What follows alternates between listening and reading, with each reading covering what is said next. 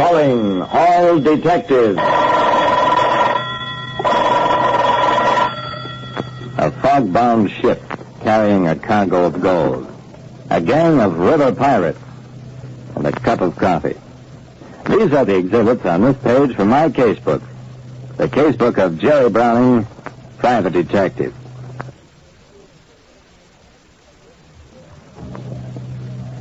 A private detective like me, Jerry Browning, learns after a while that anything can happen.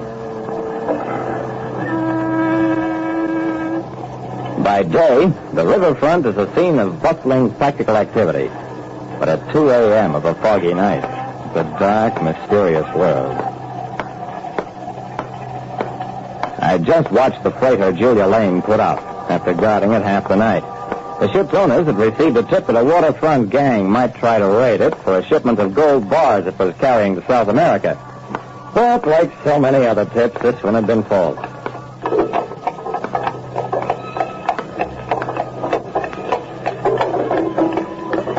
Hot dogs, mister.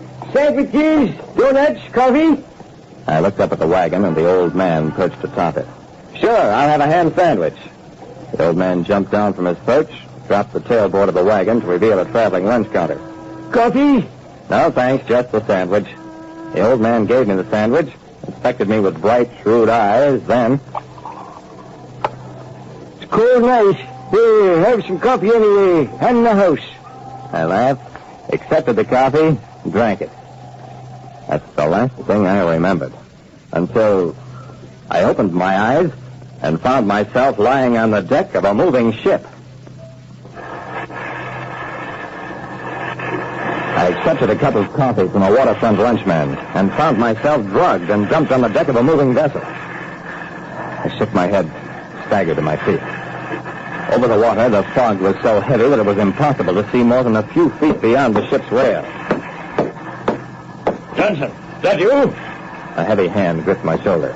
About time you came out of it. The next time you come on the Gray Celia drunk, I'll heave you over the side. Now get forward. He cuffed me with his free hand and gave me a shove that sent me reeling along the deck. I steadied myself against something and found I was leaning against a canvas-covered cannon. From the other side of the gun, a voice muttered, "Duck down here." I got down on the deck, crawled around to the other side of the gun where a man in seaman's clothes was squatting. He peered into my face. "You the new hand, Eddie Johnson?" There's no spot for explanation. I mumbled, "Yeah, I guess I had one drink too many." The man grinned. "I'm Jet. You'll sober up fast enough when the shooting starts."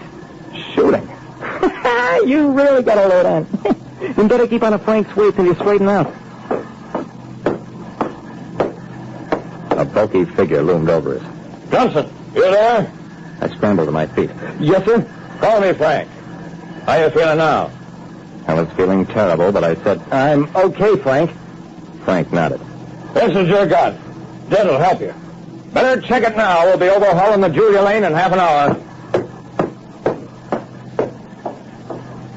The Juliea? That was the name of the freighter carrying the gold shipment to South America. The ship that was supposed to be raided at the dock. Jed plucked at my sleeve. "Hey, hurry up with that gun, Johnson." I nodded, removed the canvas from the cannon, inspected the weapon. It was an anti-aircraft gun that had been depressed for level fire. "You can work it, can't you?" Sure I can. Get them shells. While Jed was gone, I rapidly checked the gun.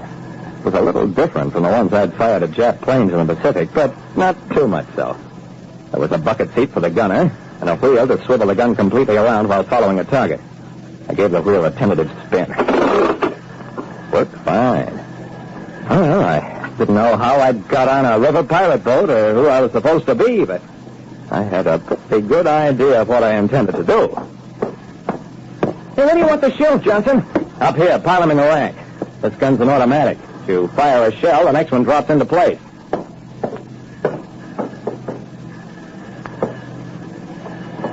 The sullen dawn was breaking in the east when Frank came striding back to us. "All ready?" From my seat, I called, "All ready." Frank nodded. "Hang on. We're opening her up wide."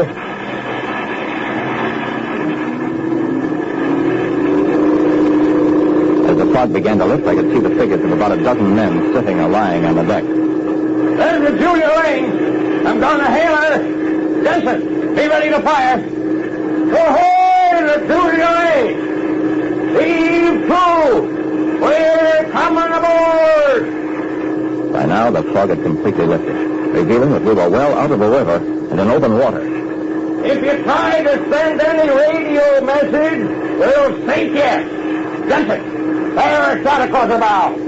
I spun the gun around so that its muzzle pointed straight at our own wheelhouse. A moment later, the shot carried away the top of our wheelhouse and the radio mast. I shouted, "I've got a dozen more shells here. I'll fire at the first person who moves. Cut the motors!"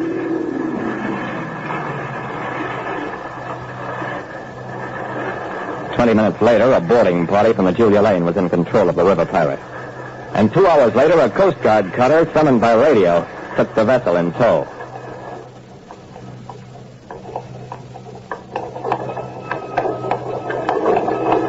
The next night, I was on the waterfront again because I had some unfinished business to take care of. Hot dogs, sandwiches, donuts, coffee. Come down off the wagon. The old man jumped down.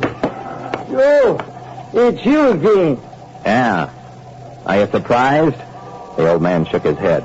Yep, knew who you was right along. Figured you could take 'em. I stared at him. Who are you? Jensen's the name. Everybody on the river knows Pop Jensen.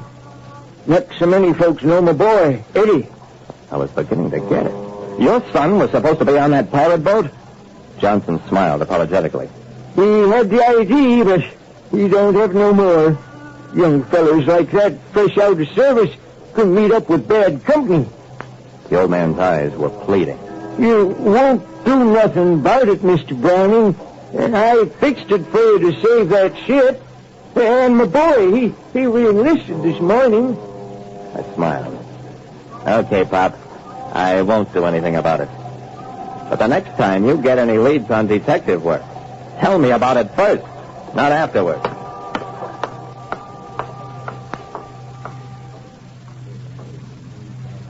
And that's how I met Pop Johnson, the man whose friendship once helped me to stop a revolution 3,000 miles away. But that's another story.